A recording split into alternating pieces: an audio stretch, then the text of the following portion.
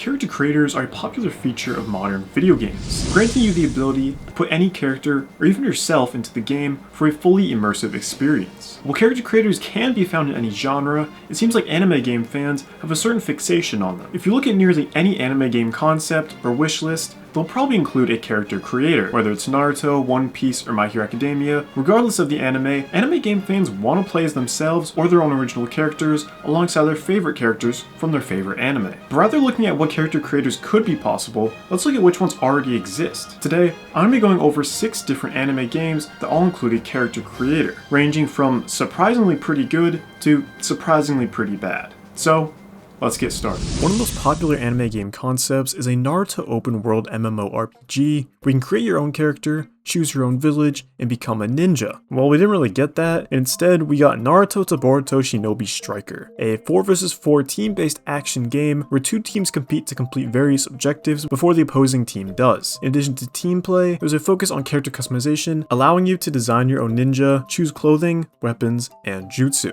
We first start by designing the look of our ninja. We start by choosing a gender, then we're opened up to 8 different categories: body type, hair, eyebrows, eyes, pupils, nose, mouth, and face paint. The body type determines your ninja's height and weight. There are 5 different body types available, covering a range of different shapes and sizes, but I would have preferred sliders instead of preset options. That way you'll be able to choose the specific height and weight separately, rather than being locked into one choice that combines the 2. Next up is hair, and it features a complaint that I'm going to be making a lot in this video, which is that most of these hairstyles are just reused from characters already in the game. There are a few original hairstyles, but just comes across as lazy overall. After hair, we have eyebrows, which there's nothing really of note here. After eyebrows is eyes, which offers a surprisingly varied selection. Again, a lot of these are taken from characters already in the game, but there's a healthier variety than the hairstyles. However, I do wish that there would have been advanced sliders to edit the size and positioning of the eyes. After eyes are pupils, which also have a surprising amount of options. I really do appreciate the variety. Next is the nose, which for some reason has way less options than the pupils, which I think is a little weird. You'd think there'd be more nose options than pupil options. And just like the eyes, I wish that there were sliders to adjust positioning and size. Finally, we have the mouth, which deals with the same problem as body type. Here, just like the height and weight are combined, the chin shape is combined with the mouth. The chin shape really should have been separate from the mouth, especially considering they also put beards in here as well, and if you want your characters to have a beard, then you'll have to settle for whatever mouth and chin they threw in with it. Finally, we have face paint, which is another combo option. It includes both face paint and scars. You can only have one face paint option at a time, meaning that you cannot use scars and face paint at the same time. Moving on, our second option tab includes colors for hair/eyebrows, skin, eyes, and your ninja's headband. Before finishing our ninja, we choose a voice, so now our ninja is complete. However, that's not the end of the customization. We still get to choose clothing, weapons, and ninjutsu. The clothing is divided into 3 categories: top, bottom, and accessory. Again, a lot of these clothing options are based off of existing clothing from Naruto characters, but they've actually designed a good amount of original clothing, which I will commend them for. You can also choose weapons and tools. The weapons available are class specific, but I won't knock the character creator for that. And finally, you can choose your own jutsu, which again are class specific, but I completely understand why. Overall, I do like this character creator. I may have complained a bit, but you can still make some pretty unique looking characters, ones that are suited to your own style of play, which is another important aspect of character creators. They should look how you want them to look, but they should also play how you want them to play. There's definitely room for improvement, but it's still really solid. Shinobi Striker is constantly being compared to Dragon Ball Xenoverse 2, which was a 3D fighting game. You can create your own character, and experience various different moments in Dragon Ball history. Right off the bat, we're hit with a great feature, that being the ability to choose which race your character is. You can choose from Majin, Saiyan, Earthling, Namekian, and Frieza. After choosing a race, you choose a gender, then you're led to create a character screen. These categories are most the same for every race, with a couple of variations in special cases, such as the Majin not having a nose. I'm going to be using the Earthling categories as it is the game's default. The first option is height, which is simply a selection of 4 different heights. After that is body type, which is the same deal, just with one less option. While these options are pretty limited, I'm going to give it a pass, as a variety of races helps to give a wider variation of options when it comes to body types. After that is head/hair. It's a head option for Majin, Namekian, and Frieza, whereas it's hair for Earthling and Saiyan. In terms of hairstyles, there's a good amount, and they're very Dragon Ball-y. If you don't know what I mean by that, then just look at them. Next is eyes, which affect eyebrows as well, but this is something that I'm also okay with, as the Dragon Ball art style really combines eyes and eyebrows into one symbiotic thing. After that are pupils and noses, which I don't really have much to say about. Next we have mouth/jaw, which suffers the same fate as Shinobi Striker, they're combined into one, but you cannot edit the mouth and jaw separately. Finally we have ears, which again, I don't really have much to say. To wrap up character creation, we have color options, and I also really appreciate the fact that you can edit the color of every part of your character's clothing, which may not seem like a revolutionary feature, but really goes a long way in making your character unique. And finally, before we get to the gameplay, we choose a fighting style, which determines your starting skills. Speaking of skills, you're able to unlock and equip new skills and moves to play the way you want to play. You're also able to boost certain attributes such as health or damage. In terms of clothing, you're able to unlock clothing for the upper body, lower body, hands, and feet, as well as accessories. And for most clothing items, you're able to edit the colors. I like how the clothing is divided into 4 different categories, rather than the 2 like Shinobi Striker. I also really like how you can almost always customize the color of the clothing as well. Dragon Ball Xenoverse 2's character creator is very solid. I would have liked some more detailed options such as sliders like I mentioned with Shinboi Striker, but it's still very good. I appreciate how it really leans into the Dragon Ball universe with the various race options, and I definitely appreciate the clothing customization as well. Attack on Titan 2 is a sequel to the Musou-style game Attack on Titan. In addition to many quality of life updates and enhanced gameplay, the sequel also introduced a character creator, which coincided with the game's updated story mode, which would place your own character into the events of the anime. After choosing your character's gender, you're given multiple base presets to choose from, which can all be modified in much further detail later. You're able to modify your body, hair, eyes, pupils, eyebrows, nose, face shape, mouth, skin color, innerwear, jacket, other clothing, and accessories. The body type editor is a set of 5 sliders: height, head, torso, arms, and legs. The height controls the length of your character's limbs, keeping them in proportion with one another, while each limb slider controls its width. I'm personally fine with this configuration. You can't make disproportionate monstrosities, but you still get a level of detail control that's not found in many anime character creators. After body type, you move on to hair. Some of the hairstyles are just copied from pre-existing characters, but there are also a lot of original hairstyles, which I can appreciate. One thing that I'm not a huge fan of though, is that some accessories such as a hat are tied to specific hairstyles. After hair we can choose eyes, and just like with the body types we actually get sliders. We can adjust size, angle, vertical position, and horizontal position. Another feature that I really do appreciate, and this is honestly something that I can say about most of these selections. In addition to body and eyes, pupils, eyebrows, nose, chin, and mouth all have sliders. However, pupils, eyebrows, and mouth only have sliders, meaning that the overall look cannot be chosen by predetermined options, it can only be controlled by the sliders. I would much prefer sliders only over predetermined options only. The face outline category includes the face shape, cheek color, chin position, and the option for a scar. This game is also guilty of locking facial hair behind face shape, but is much more forgiving considering you can adjust the size of your character's chin. You can also only have one scar at a time. After finishing your character's overall look, you can adjust your clothing. You get the choice of innerwear, jacket, other clothing, and additional accessories. The innerwear tab gives you many different choices from shirts to hoodies, and allows you to choose whichever color you would like. However, the jacket and additional clothing tabs are only for choosing the color of those clothes. The accessories colors, however, cannot be customized. And that's it for Attack on Titan 2's character creator.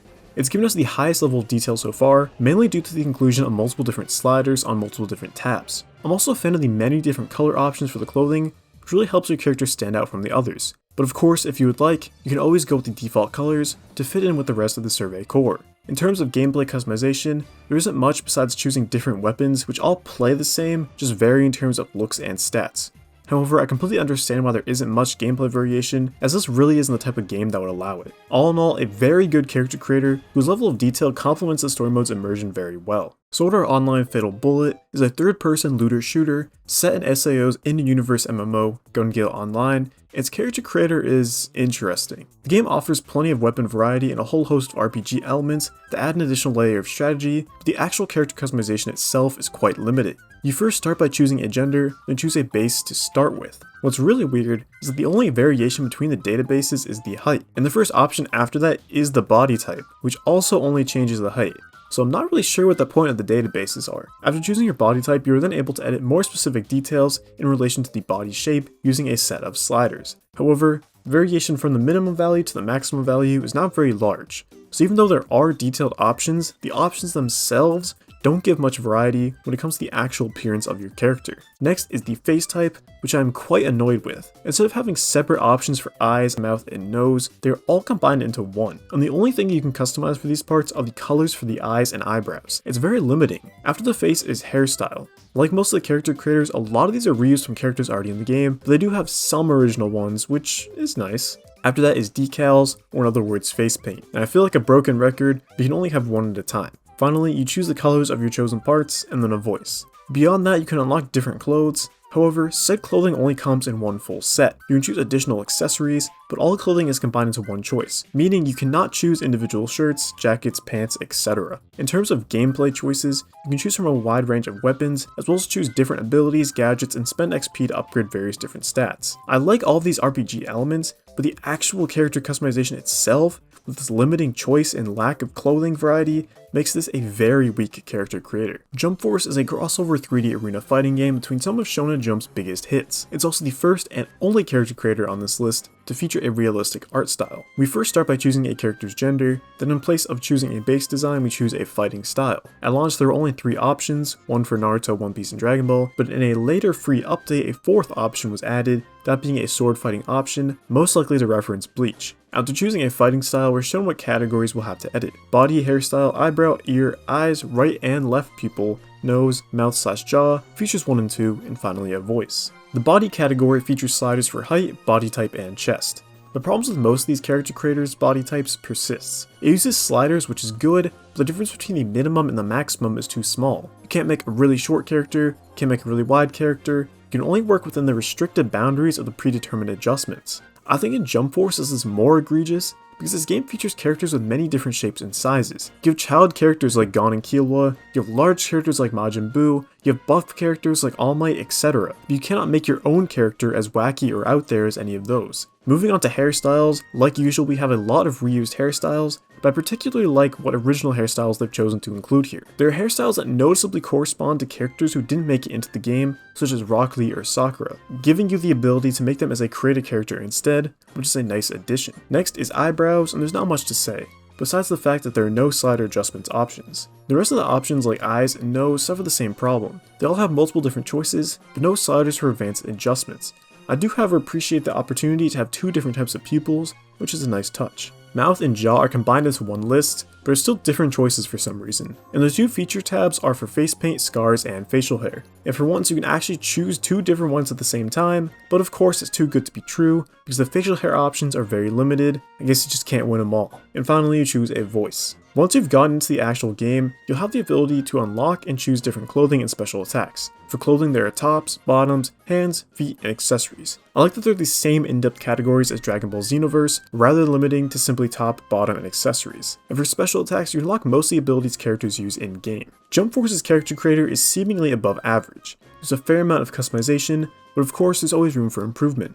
I would have liked to see more sliders, as well as options for more unique characters. As it stands, most created characters look pretty similar aside from the chosen hair and clothing. This is more of a fault of Jump Force itself, but I really dislike the realistic art style, especially for what was meant to be a celebration of Shonen Jump's history. But I'm going to move on to the next game before this becomes another Jump Force rant. The final character creator I'm going to cover is One Punch Man: A Hero Nobody Knows, a 3D arena fighting game where you can create your own hero and work your way up the Hero Association. You first start by selecting your gender before being sent to the hero creation screen where there's multiple tabs: base, face, height/physique, costume, accessories, and colors.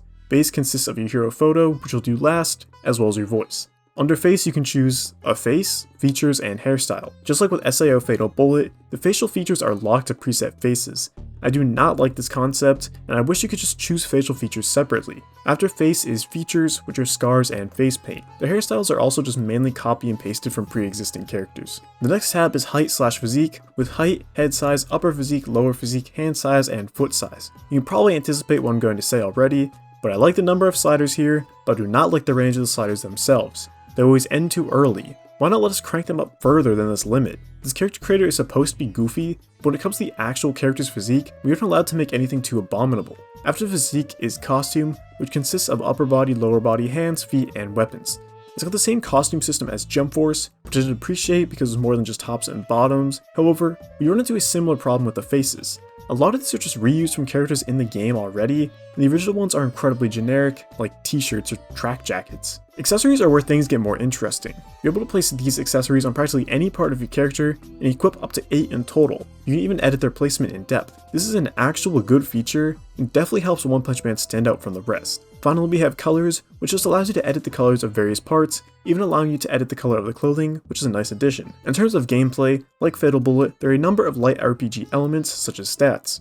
You can also choose various different fighting styles and special abilities like with Jump Force. The nicest thing I could say about this character creator is that it was unique. Most of your characters will probably look stupid, but I'll count that as a compliment, as the world of One Punch Man is pretty weird, so having a weird looking character is pretty fitting.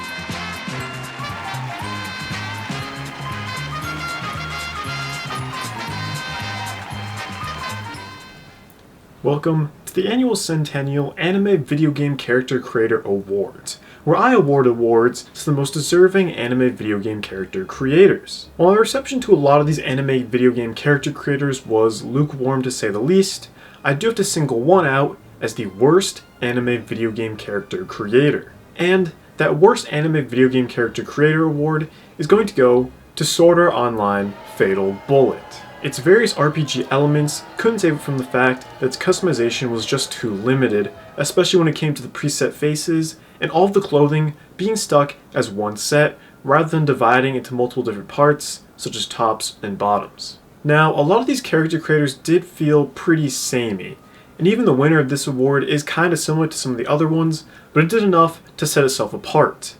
That's why the winner of the most unique anime video game character creator award is going to One Punch Man, a hero nobody knows. While some of the options were somewhat limiting, especially the preset faces, I believe that offers enough to really be able to make some unique looking creations. Let's get to the moment you've all been waiting for. The crowning achievement of the Centennial Anime Video Game Character Creator Awards is the Best Anime Video Game Character Creator Award. Every anime video game has put up a good match here, but only one anime video game character creator can earn the title of Best Anime Video Game Character Creator. And the Best Anime Video Game Character Creator Award is going to Attack on Titan 2. Its character creator offered a plethora of different customization options, and most of those customization options also featured advanced detail editing with various different size, positioning, and angle sliders. Congratulations, Attack on Titan 2, for winning the Best Anime Video Game Character Creator Award. Alright, that's enough of that. Character creators can enhance the immersion of any game by allowing you to put yourself or any character you want into the game. While most of these anime video game character creators were okay at best, I still appreciate their inclusion and look forward to what anime games might have in the future. Alright, that's it.